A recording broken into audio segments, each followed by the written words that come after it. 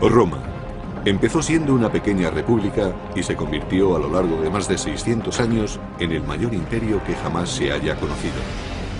En su apogeo llegó a extenderse desde Londres hasta Bagdad, gracias al que fue el primer ejército profesional. De esta forma, se convirtió en el modelo de la civilización occidental. Sin embargo, cuando el imperio comenzó a tambalearse, se derrumbó a una velocidad vertiginosa. El poderío de Roma solo tardaría 100 años en desvanecerse como el humo, barrido por las invasiones de los bárbaros. ¿Cómo ocurrió algo así? El Imperio Romano, la primera guerra bárbara.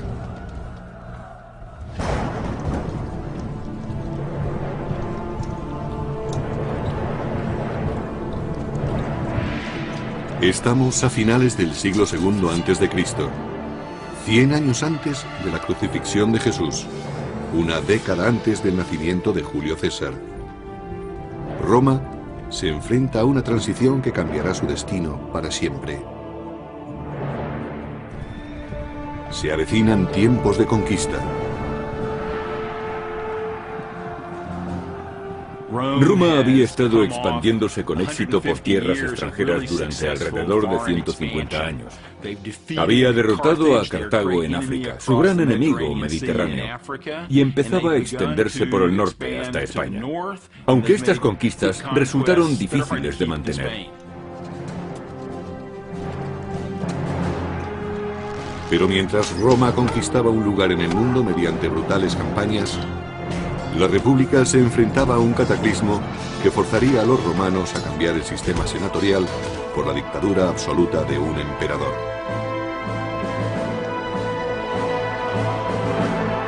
Todo empezó con la primera guerra con los bárbaros.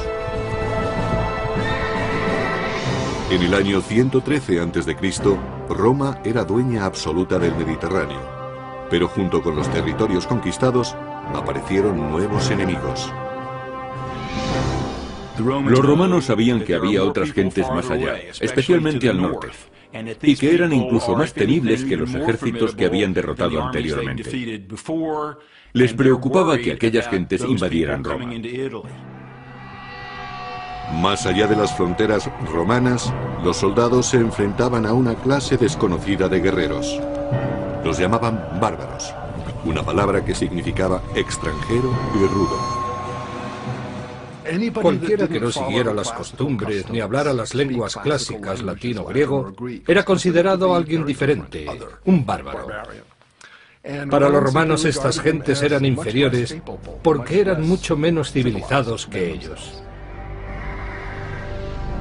Solo la escarpada cordillera de los Alpes mantenía a raya a los bárbaros del norte.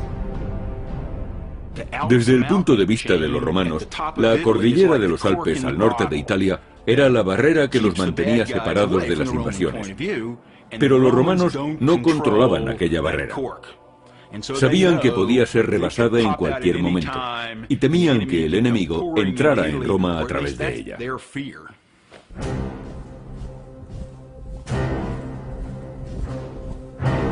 El ejército de Roma hacía guardia contra la amenaza de los bárbaros.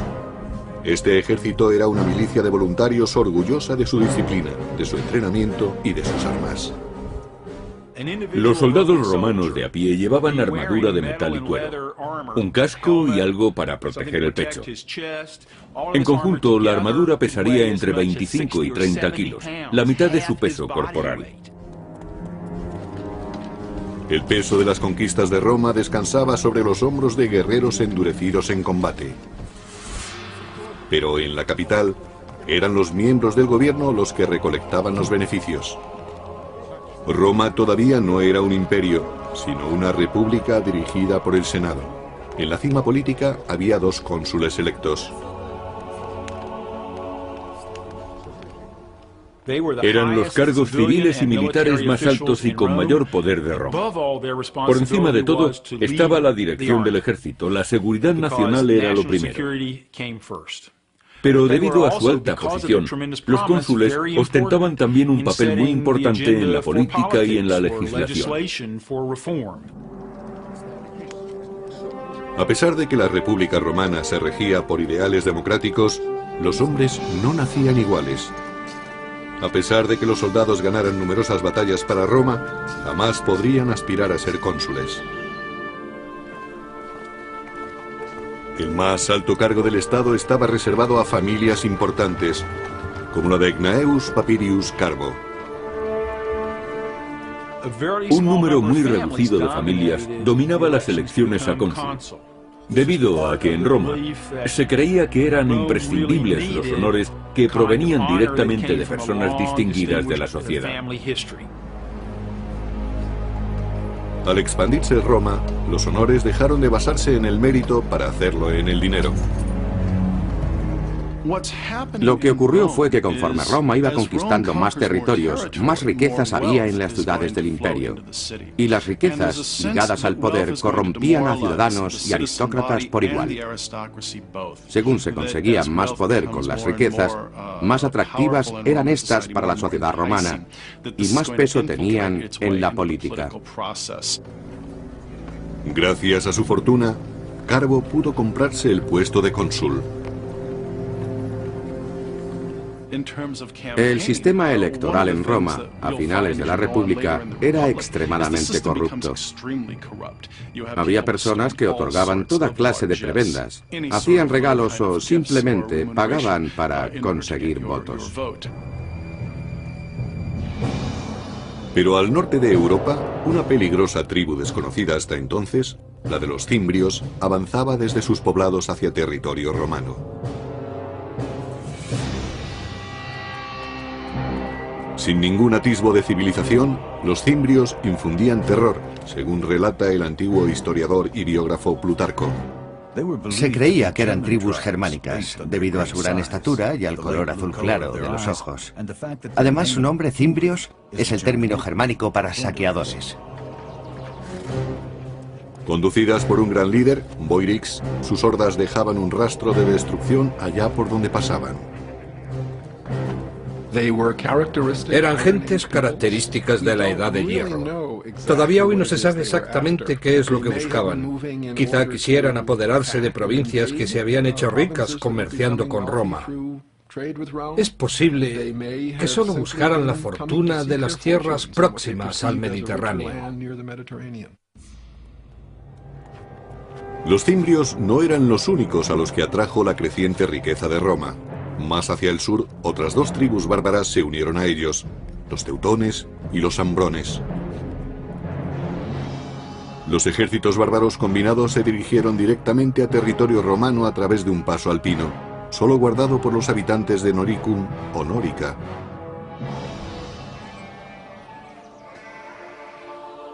Aunque Nórica no era territorio romano, su proximidad hacía que su gente estuviera fuertemente ligada a la República Romana. Nórica era una región situada en el territorio que ocupa la Austria moderna. Los romanos llamaban a sus habitantes Norici debido al nombre de la región, Noricum. Los Norici controlaban los pasos alpinos. Los romanos comerciaban también con los Noirici, pues tenían fama por su habilidad en el trabajo de los metales preciosos y del hierro. La riqueza de los Norici se basaba fundamentalmente en materias primas tales como oro, plata y sal. La minería de la sal era muy importante en los Alpes. Los romanos necesitaban grandes cantidades de sal para usarla como conservante y requerían ese conservante permanentemente.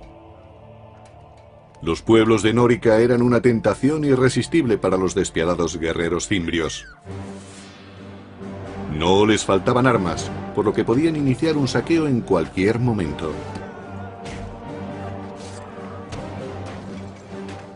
En el segundo y primer siglo antes de Cristo, los cimbrios tenían espadas, lanzas y escudos. Los cascos eran muy raros, pero estaban equipados con un armamento muy efectivo. Pero los bárbaros ansiaban algo más que las riquezas de los habitantes de Nórica. Los bárbaros del norte emigraban para conquistar nuevas tierras. Su objetivo no era simplemente realizar una incursión y marcharse. Querían vivir cerca de Roma. Los artesanos de Nórica no tenían ninguna posibilidad contra los guerreros del norte.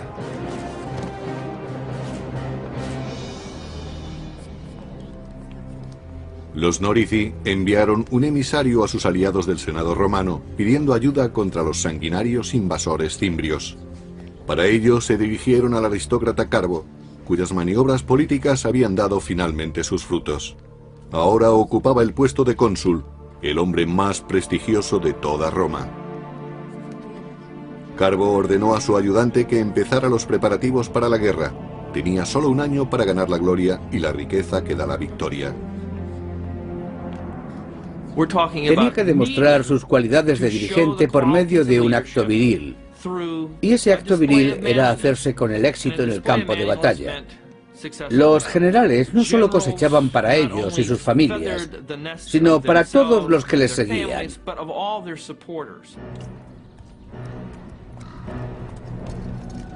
Carbo aceptó el reto y llevó sus tropas a Nórica. A pesar de su total inexperiencia en las artes de la guerra, estaba ansioso por demostrar que era algo más que un acaudalado senador. Llegó a Nórica apoyado por los soldados del ejército romano. Tras un siglo de victorias, estos soldados tenían plena confianza en sí mismos. Los cimbrios se defendieron diciendo que no sabían que no podían estar en aquel territorio y les mandaron embajadores. Los bárbaros no habían visto nunca una fuerza tan bien equipada y disciplinada. Su caudillo, Boirix, le dijo a Carbo que su gente solo quería regresar a su hogar pacíficamente, y Carbo estuvo de acuerdo en que se marcharan. Pero hay poca gloria en una tregua, y el general romano preparó un plan para conseguir la victoria que tanto necesitaba. Carbo simuló que iba a negociar, pero envió sus tropas por un atajo para atacar a los cimbrios antes de que regresaran los embajadores. Esperaba así conseguir el triunfo. Pero su plan fracasó. El cónsul romano Carbo consiguió engañar a los cimbrios, pero fue precisamente ese engaño lo que le trajo la desgracia. Algunos embajadores cimbrios lograron sobrevivir y denunciaron la traición de Roma al regresar a su campamento. Furiosos, los bárbaros juraron que no cejarían hasta cobrarse una sangrienta venganza.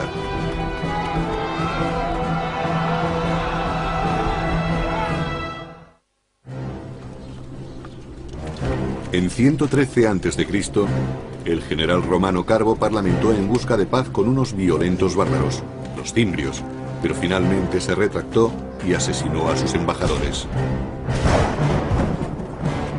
Su traición despertó la ira de los bárbaros, quienes daban un gran valor a la palabra dada. Jurando vengar a sus camaradas caídos, los cimbrios devolvieron el golpe con súbita furia.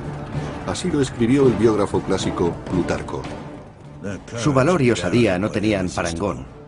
Se lanzaron a la batalla con la velocidad del rayo. Nada podía detenerles.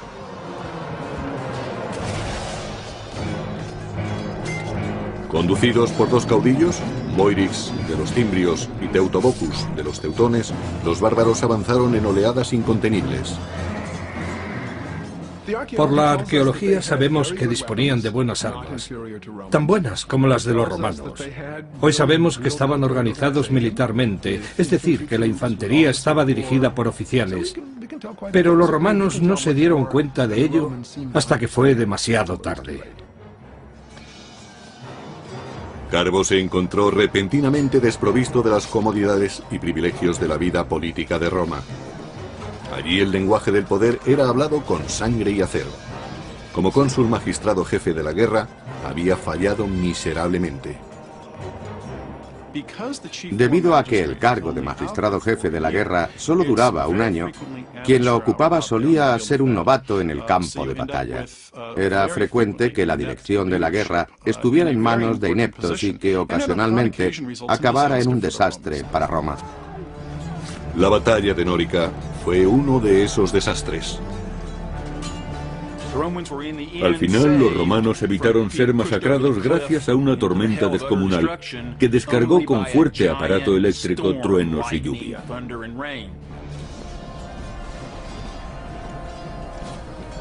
Derribado de su caballo, Carbo trató de huir de aquel caos de muerte. Pero escapó de la batalla solo para suicidarse, pues había caído en desgracia ante Roma y ante los ojos de los dioses. Los dioses salvaron a los romanos, pero solo después de que un gran número de ellos hubiera muerto. Dedujeron que los dioses estaban descontentos con el comportamiento de Roma. A pesar de lo ocurrido, los romanos siguieron creyendo que solo los aristócratas podían conducirlos a la victoria. Los romanos creían que lo antiguo era lo bueno y que lo nuevo era peligroso. Por eso los políticos y líderes preferían personas procedentes de una familia con un amplio historial. A lo largo de la década siguiente, una serie de nobles más arrogantes que capaces dirigieron los ejércitos para proteger la provincia que Roma tenía en las Galias. Se enfrentaron a los bárbaros en Tolosa, Burdigalia y finalmente en Aurasio, ciudades que hoy en día conocemos como Toulouse, Burdeos y Orange. En cada combate los bárbaros derrotaron completamente a las legiones romanas. Los romanos tenían su propia manera de combatir. En la película Gladiator se muestra una representación perfecta de cuando Roma combatía. Preparaban durante horas el orden de combate y luego se lanzaban al ataque. En contraste, el contraataque de los bárbaros era impredecible y devastador para las filas romanas. Si un soldado de una fila caía abatido, el que estaba detrás de él ocupaba su puesto. Los soldados veían la muerte muy de cerca.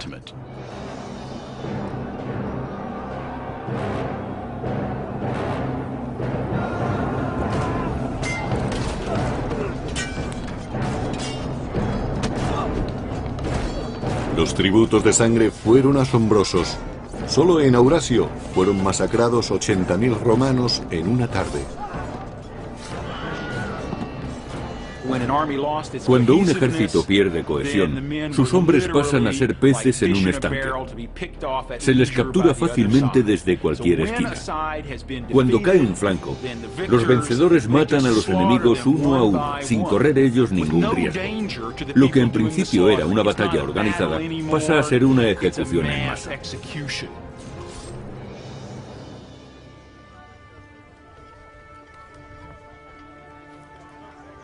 En el año 105 a.C., los cimbrios y sus aliados deseaban algo más que la sangre y el botín de Roma.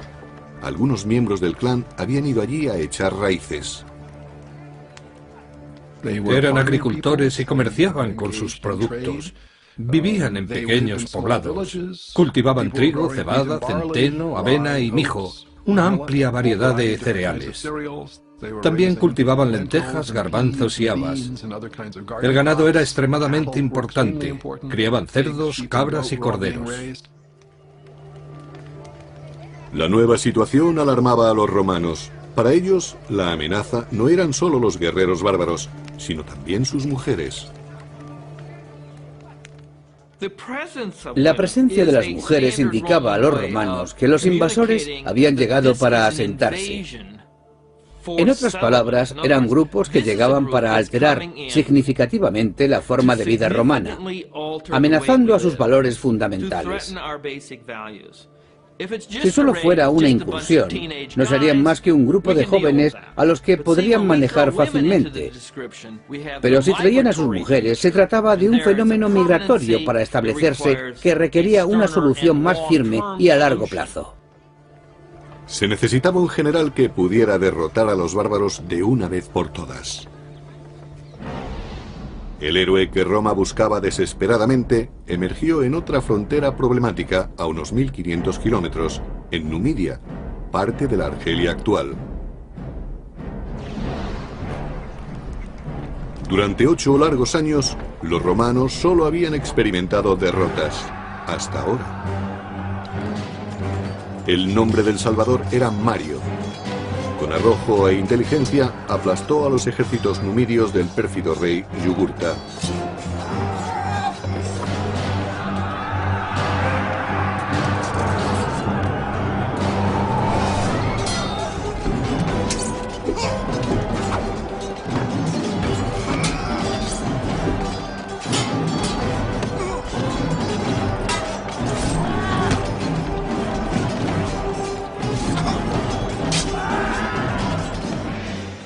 Roma necesitaba grandes soldados, y Mario era el mejor que había tenido. Era un gran jefe, sabía elegir el momento y lugar adecuados para presentar combate y cómo ganarse la lealtad y el afecto de sus soldados. Cavaba trincheras junto a ellos. Comía la misma comida y estaba en mejor forma que ellos, aun siendo los soldados mejor preparados del mundo. Y lo hacía con naturalidad, pues Mario no era ningún aristócrata y hablaba con orgullo de sus orígenes humildes. No sé quiénes fueron mis antepasados, pero puedo enseñar mis medallas y otros honores militares, por no hablar de mis cicatrices, todas ellas ganadas en batalla. Estos son mis títulos de nobleza. Ahora, cuando los bárbaros del norte se acercaban, los romanos recurrieron a Mario, su última esperanza. Al final del segundo siglo a.C., una tribu bárbara muy violenta, los cimbrios, junto con sus aliados los teutones y los ambrones, arrasaron la frontera del norte. Una aterrorizada Roma recurrió entonces a su mejor general, el nuevo cónsul Mario. Era un probado jefe militar, y los romanos no querían fallar ahora contra los teutones y los cimbrios, que habían derrotado ejército tras ejército. Había que resolver inmediatamente el problema enviando a la batalla a un líder capacitado. Pero el gran Mario no podía dirigir sin hombres que le siguieran. Devastada tras una década de guerra, Roma pasaba por una escasez crítica de soldados. Los romanos llevaban años de luchas contra las tribus germánicas, y en esos años, el 113, 109, 107, 106 y 105 a.C., perdieron a muchos hombres en el campo de batalla. Por tanto, se enfrentaban a una terrible crisis. A pesar de una enérgica campaña de reclutamiento, Mario no logró encontrar suficientes terratenientes que quisieran luchar. Para ingresar en el ejército romano en la Alta República había que tener propiedades, recursos, y eso causaba problemas al ejército romano a la hora de conseguir un número suficiente de soldados. La solución de Mario fue tan sencilla como radical. Envió a reclutar soldados entre las gentes pobres que no poseían tierras. Si no había que tener propiedades para ser ciudadano romano, ¿por qué tenerlas para ser legionario? Muchos querían ser soldados, era un buen trabajo y muy emocionante. Brindaba buenas oportunidades para el saqueo, lo que garantizaba vino, mujeres y diversión. Y ofrecía la posibilidad de ver mundo a costa del gobierno. Ocurrió lo mismo que hoy en día en las oficinas de reclutamiento. Mario permitió que cualquiera pudiera ingresar en el ejército, con lo que Roma dispuso de una cantera de hombres mucho más extensa para formar sus legiones. En la sociedad romana convivían muchísimos más pobres que gente de clase media. La vieja guardia medía a los reclutas por sus ganancias. Mario eligió a los suyos por su aptitud para el combate. Si podían enfrentarse a un legionario, podrían enfrentarse a los bárbaros. Al extender la búsqueda de legionarios a todo el proletariado, se consiguió inmediatamente que el soldado corriente dependiera aún más del éxito del jefe. Se suponía que el general debía mantener a los soldados que trabajaran bajo sus órdenes y ser generoso con ellos. Atraídos por la promesa de ganar riquezas, surgió una nueva clase de soldados romanos. Mario prometió darles todas las armas y formación que necesitaran. Os enseñaré a derrotar al enemigo, a no temer más que a la desgracia, a dormir en el suelo y a luchar con el estómago vacío. En el año 104 a.C., Mario se dirigió con su ejército a las Galias para enfrentarse a los cimbrios. Por suerte para los romanos, los bárbaros eligieron ese preciso momento para abandonar las Galias e invadir Hispania. Aquel error táctico dio a Mario un tiempo precioso. Mario formó un nuevo ejército partiendo de la nada y consiguió que sus soldados se endurecieran y se desvivieran por su ejército. Mario introdujo muchas innovaciones en el ejército. Entre otras cosas, distinguió cada legión con un águila de plata como estandarte. También entrenó a sus hombres para que llevaran su equipo. Así se desplazaban más rápidamente. Pero a veces iban tan cargados que decían de sí mismos que eran las mulas de Mario. Por tanto, no necesitaban animales de carga para llevar a su ejército al combate. Ellos mismos hacían de mulas. Aquello les hacía más efectivos, más flexibles. Fue precisamente esa flexibilidad de las legiones lo que hizo que triunfaran las reformas de Mario, además de la estandarización del equipo. Bien equipados y unificados en espíritu, los soldados de Mario estaban listos para luchar, pero aún no habían sido probados en combate. Pasaron 2 años sin que aparecieran los bárbaros, pero seguían inspirando temor. Los romanos ignoraron los antiguos límites del mandato consular y reeligieron cónsul a Mario como magistrado jefe de la guerra. Para resolver parte del problema de la amenaza del norte, le dieron a Mario un mando extraordinario en los años 104, 103, 102, 101 y 100 para que siguiera siendo cónsul. Lo reeligieron una vez tras otra. Finalmente, la amenaza fantasma se hizo real en el año 102 a.C. Los cimbrios, teutones y ambrones partieron del norte y del oeste en dirección hacia Roma. Mario construyó una fortaleza cerca de Aurasio y envió otro destacamento para proteger Nórica. Sobre todo, debían proteger los accesos alpinos a Roma. Al cabo de unas semanas, la mitad de la horda de teutones y ambrones rodeaban el fuerte de Mario. Una visión terrible, según Plutarco. Sus tropas parecían infinitas. Su visión era espantosa. Su forma de hablar y sus gritos no se parecían a nada que hubieran oído antes. Sin embargo, Mario obligó a sus soldados a fijarse en ellos y a aprender. Mario era un militar brillante. Conocía la vida, la forma de pensar y la psicología de los soldados. Mario hizo que la República Romana confiara en que podían derrotar a los bárbaros más fieros del mundo. La fortaleza se mantuvo, y aunque los teutones y los ambrones no pudieron pasar, una fuerza de 150.000 hombres se dirigió hacia el sur en busca de otro paso entre los montes. Los romanos le siguieron a la distancia, sin prisas, esperando el momento y el lugar oportuno. Mario eligió el campo de batalla perfecto desde donde lanzaría el poderío de su poco convencional ejército.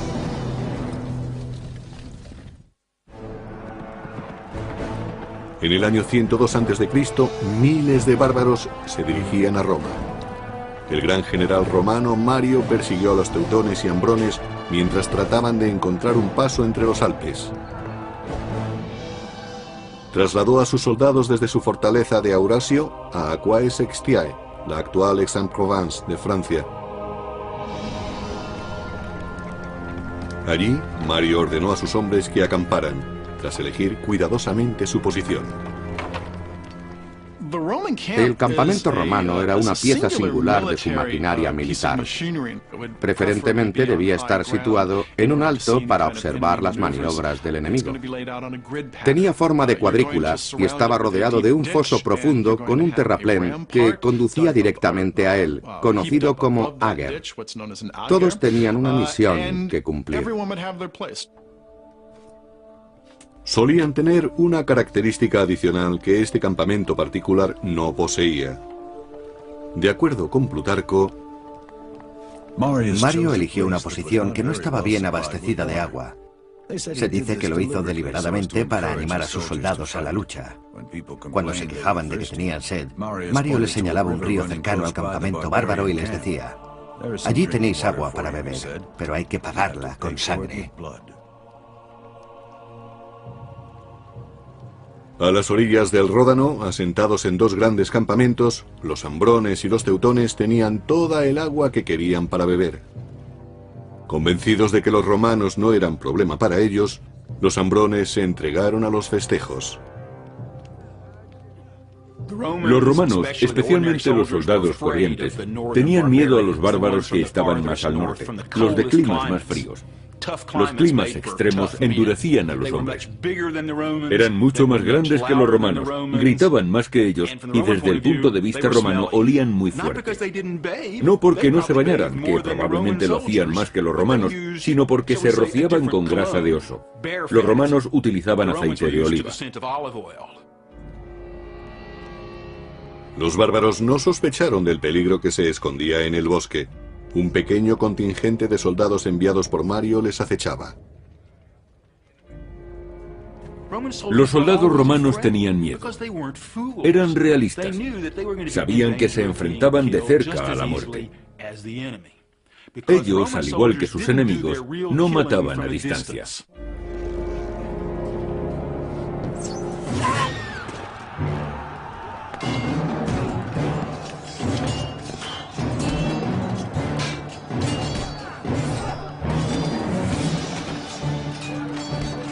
Las mulas de Mario se lanzaron al ataque, pero los bárbaros acudieron rápidamente en masa para contraatacar. Cuando la derrota parecía cernirse sobre los romanos, Mario mandó refuerzos. Los romanos empujaron a los ambrones hacia su campamento, donde la batalla tomó un extraño rumbo. Así lo explicaba Plutarco. Aparecieron mujeres armadas con espadas y hachas, profiriendo los gritos más horribles. Se lanzaron al combate, y aunque sus cuerpos resultaran acuchillados, seguían luchando hasta el final con un espíritu inquebrantable. Las mujeres bárbaras siempre iban al campo de batalla. Algunas veces, en vez de luchar, empujaban los carros detrás de los hombres. Para impedir que se retiraran, los bloqueaban. Las mujeres tenían tal sentido del honor y de la libertad que creían que era mejor morir luchando que escapar.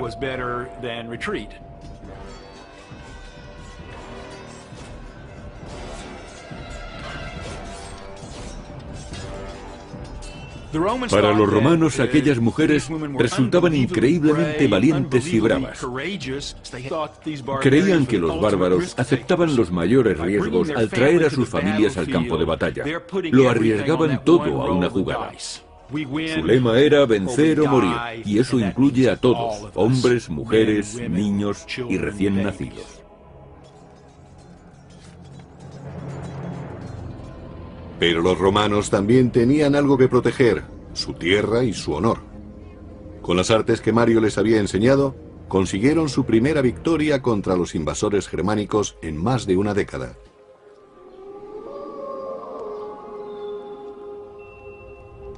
En su campamento, Mario se preparaba para el ataque de represalia que sin duda lanzaría Teutobochus, rey de los teutones.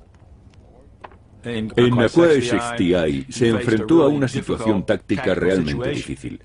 Como de costumbre, el enemigo era muy superior a los romanos. Pero Mario supo elegir el momento y el lugar adecuados.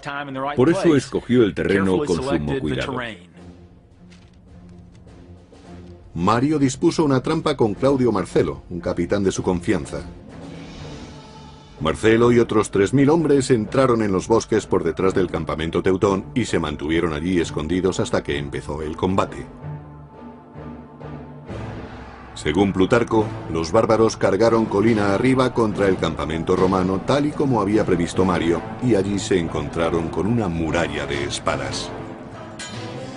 El mismo Mario peleó en primera fila, poniendo en práctica las órdenes que daba a sus soldados. Estaba tan bien entrenado como el que más, pero su osadía sobrepasaba a la de cualquiera. Esta batalla era la prueba de fuego para las tácticas de Mario. Había conseguido que sus soldados fueran lo suficientemente fuertes para permanecer en pie con toda su armadura y seguir en su puesto manteniendo la disciplina, incluso cuando el enemigo atacaba con fiereza. A continuación, se lanzaban contra ellos con sus espadas a modo de cuña móvil que caía de la colina despedazando las tropas enemigas.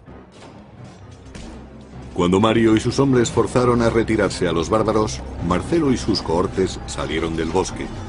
Peleando juntos hicieron que se desvaneciera cualquier esperanza de retirada del rey Teotobocus y sus guerreros. El número de bajas era incalculable. Los romanos masacraron más de 100.000 teutones.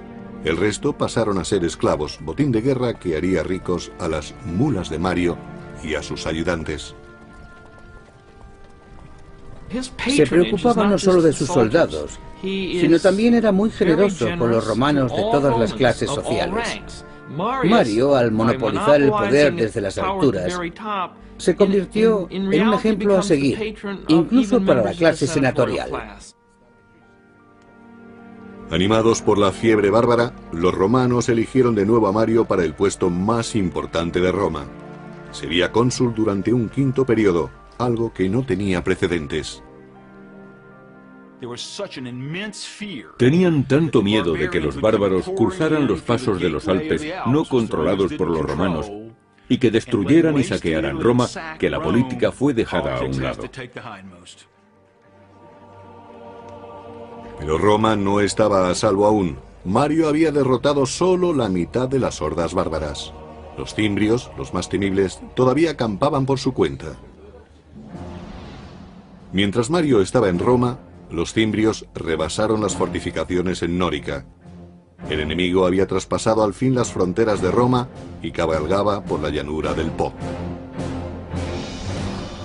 Pero solo un hombre tenía el valor y la inteligencia necesarias para resolver esta nueva crisis, el cónsul Mario. En el año 102 a.C., las mulas de Mario masacraron la violenta tribu de los teutones en el sur de las Galias, destruyendo la mitad de la fuerza bárbara. Pero entonces la tribu de los cimbrios cruzó los Alpes austríacos.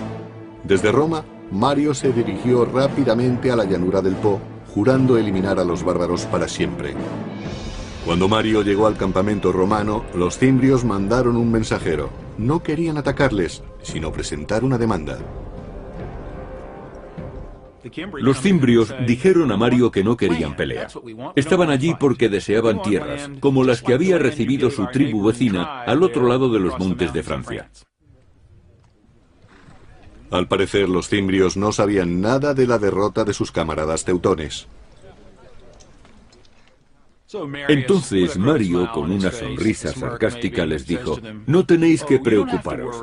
Vuestros hermanos ya tienen sus tierras, y estamos deseosos de daros las mismas tierras a vosotros. Con eso quería decir que les darían una fosa. Incrédulos, los cimbrios pidieron pruebas. Así lo explicaba Plutarco. Mario, fingiendo solemnidad, les dijo: vuestro amigo está aquí, no os vayáis sin saludarlo. Y ordenó que Teutobocus, rey de los teutones, fuese llevado ante él cargado de cadenas.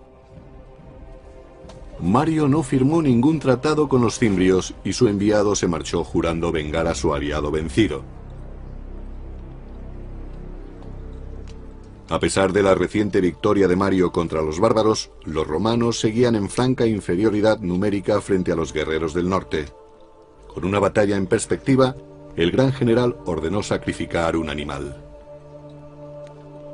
Los romanos siempre hacían un sacrificio antes de entrar en combate, para saber si los dioses estaban de acuerdo con su plan bélico. Eso no garantizaba la victoria, pero les daba esperanzas. Los romanos creían seriamente en los presagios. La fe de los romanos era su escudo frente a la abrumadora superioridad del enemigo. Al término del siguiente día se produciría un sacrificio de sangre y esa sangre estaría en manos de los dioses. Mario examinó las entrañas del carnero buscando un signo y encontró que los cielos le favorecían.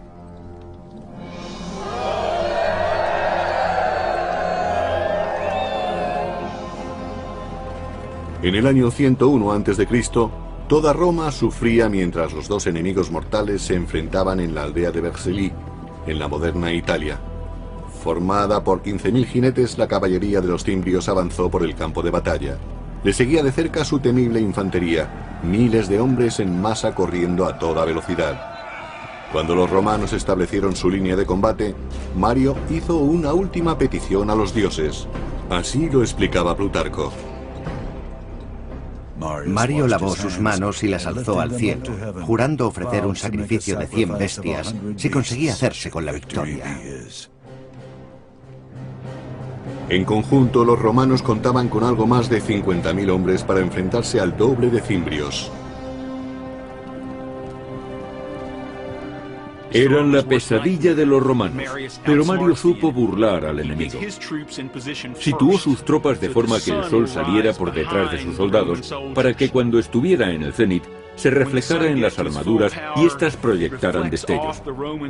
Los bárbaros creyeron que el cielo estallaba en llamas y que los dioses estaban ayudando a sus enemigos. Notando la súbita ansiedad de los cimbrios, los romanos atacaron.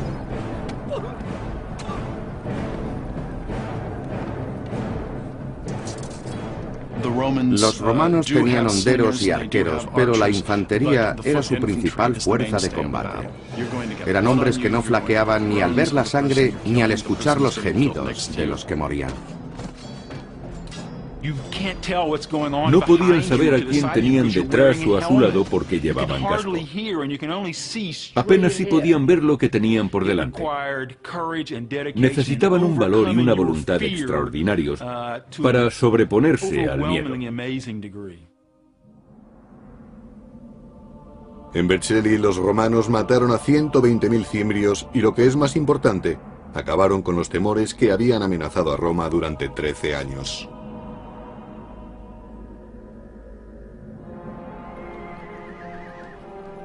Tras la guerra, Mario volvió a Roma convertido en héroe. La multitud lo ensalzó como salvador de la República. A pesar de la vieja ley que no permitía ser cónsul 2 veces consecutivas, fue aclamado nuevamente para el puesto. Al hacerse de nuevo con el poder para el pueblo, Mario se acercaba cada vez más al concepto de jefe absoluto, el emperador. Y eso era exactamente lo que la aristocracia temía. Desaparecido el peligro de los bárbaros, muchos nobles se declararon abiertamente hostiles a Mario. Para permanecer en el poder, Mario tenía que buscar apoyos, y para ello acudió a políticos corruptos, partidarios del soborno y el asesinato. Desgraciadamente, Mario no supo elegir bien a sus aliados. En el terreno político, Mario no era decisivo, ni tenía la perspicacia que había tenido en combate con las lanzas y las espadas. Celoso de otros potenciales líderes militares, Mario ordenó asesinar a muchos de sus rivales. Bajo el mandato de Mario, la violencia se impuso al debate a la hora de dilucidar diferencias políticas. El general había salvado a Roma, solo para recortar el poder de la República. Sin embargo, Mario nunca perdió el afecto popular. En el año 86 a.C., poco antes de su muerte, le volvieron a elegir para un extraordinario 7º mandato consular. Dejó un legado de poder en manos de los militares y un legado de apoyo popular para el hombre que ostentara ese poder. Supuso un punto de inflexión que cambiaría el equilibrio de poder. En lugar de controlar el sistema consular entre varias familias, lo haría un único jefe militar. A partir de ese momento, el poder del dinero y el respaldo popular serían usados tanto como apoyo como para amenazar a los enemigos políticos. Y eso, al final, acabó convirtiéndose en un problema para la gobernabilidad de Roma. Cuando el imperio comenzaba a deslizarse lentamente hacia la dictadura, Roma entraría en un periodo de injusticia política y en una guerra de la que jamás se libraría.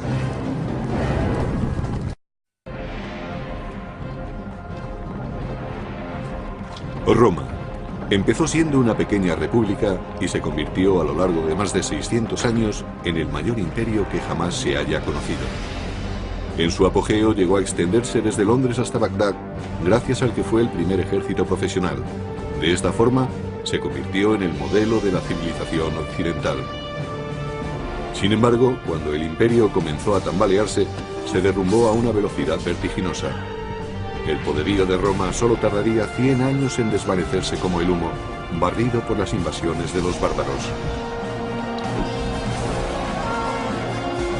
¿Cómo ocurrió algo así? El Imperio Romano, la primera guerra bárbara.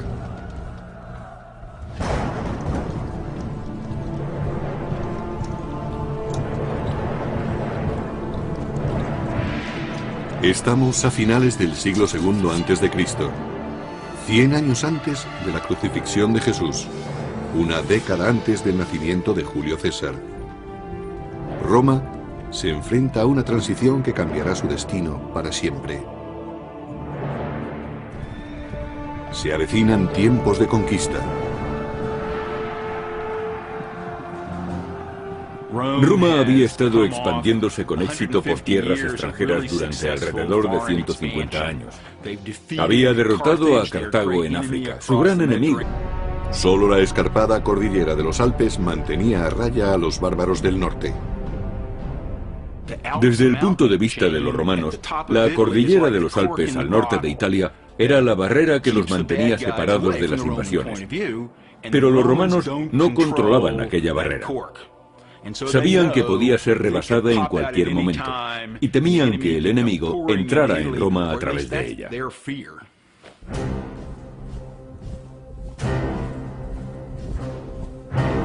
El ejército de Roma hacía guardia contra la amenaza de los bárbaros.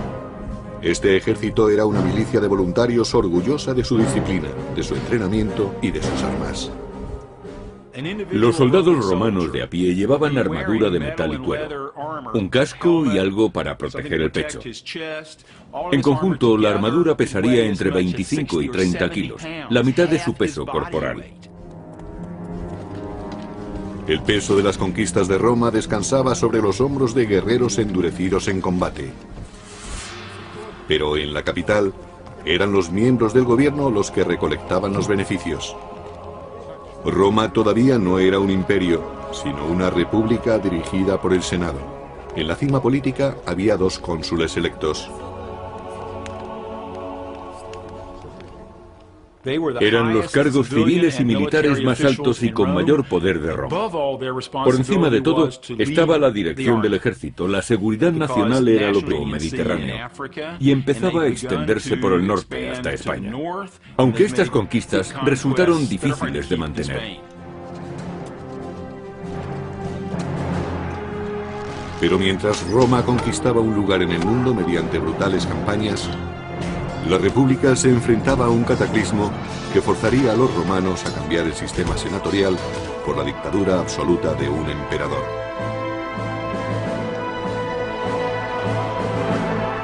Todo empezó con la primera guerra con los bárbaros. En el año 113 a.C., Roma era dueña absoluta del Mediterráneo, pero junto con los territorios conquistados aparecieron nuevos enemigos. Los romanos sabían que había otras gentes más allá, especialmente al norte, y que eran incluso más temibles que los ejércitos que habían derrotado anteriormente.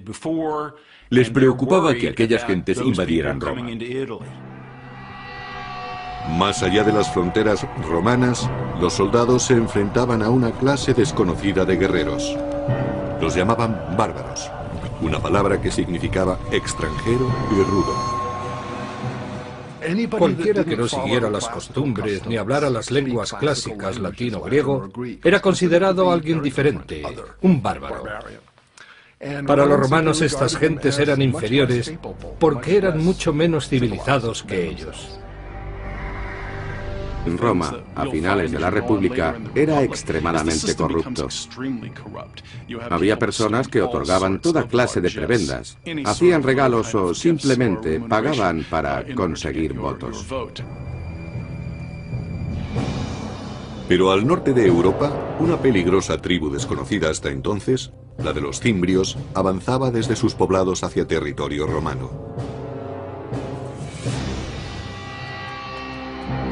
Sin ningún atisbo de civilización, los cimbrios infundían terror, según relata el antiguo historiador y biógrafo Plutarco.